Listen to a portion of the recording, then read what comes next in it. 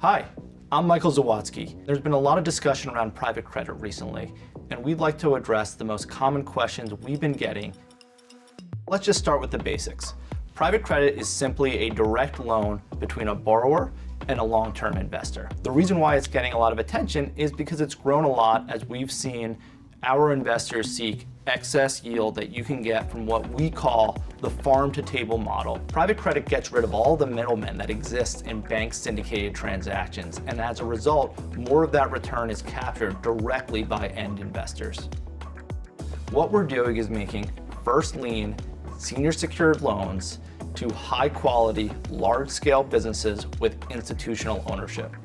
We're doing that through deep private due diligence, and so when you put all of that together, no, I don't believe what we're doing in private credit is inherently risky. I remember prior to the GFC, a typical investment would be funded with 65% debt to total capitalization, and that was actually down from 90%. Today, on average, only 45% of the total acquisition price of a company is funded by debt.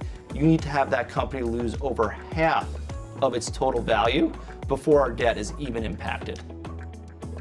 I see those headlines too, and I see lots of different data out there. Defaults can and will happen. That's a normal part of credit investing. But when I step back and I look at what's going on in the market, overall, the credit markets are quite healthy. Earnings are growing strongly. Interest coverage ratios are improving, and defaults in public market loans are down since the start of the year. Well, I actually love that question because I've been doing private credit my entire career, and so this makes me feel a bit young, but the truth is, over the past 2 decades, 20 years, private credit has delivered approximately twice the return of the liquid loan markets. In fact, even in some of the worst years for the equity markets, private credit has outperformed. So whether it's safety, yield, consistency, or outperformance, private credit has delivered these things for decades, especially in uncertain times. We love these questions. Keep them coming, and I look forward to speaking with you next time.